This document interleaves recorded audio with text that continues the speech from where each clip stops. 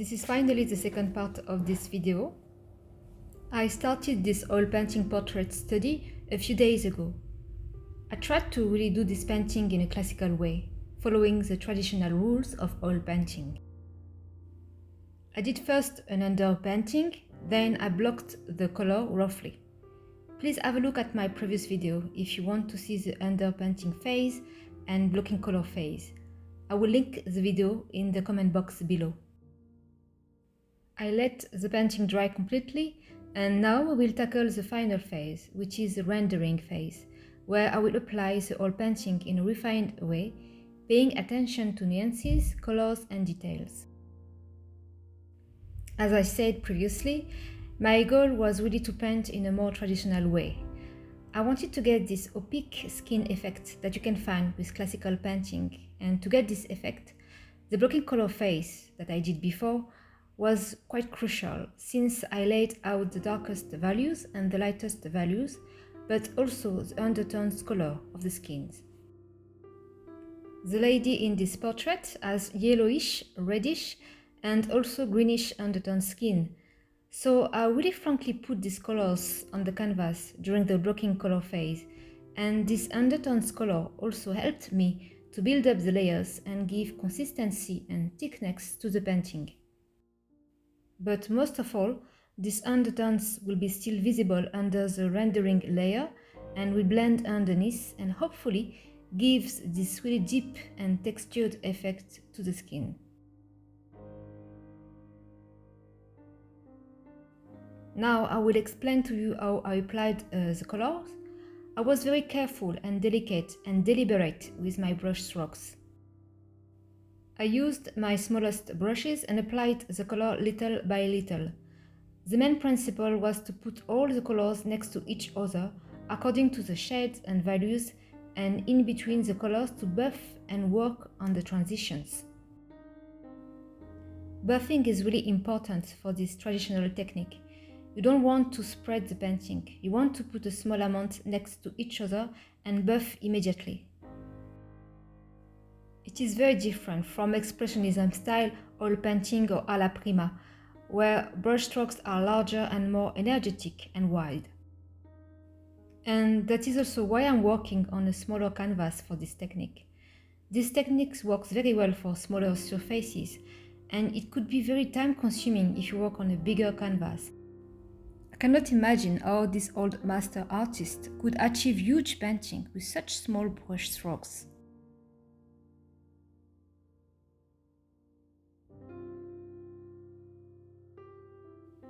I mixed my oil painting mainly with the same medium that I used for the previous video, which is boiled linseed oil, and this medium gives a good viscosity to the oil painting and also some transparency, especially for some shadow around the nose, under the jaw lines and next to the ears.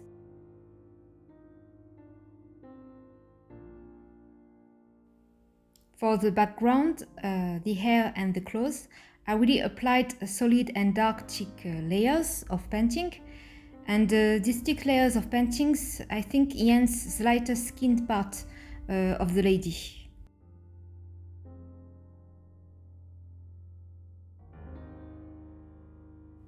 As you can see, I did a time lapse of this painting. I recorded way too much, so it would be too long, and I didn't even include all the part of the painting. But yes, I did a little time lapse, so I will let you watch the video with a bit of music, and I will come back to you at the end of the video and express and give my final thoughts about this painting. See you later on.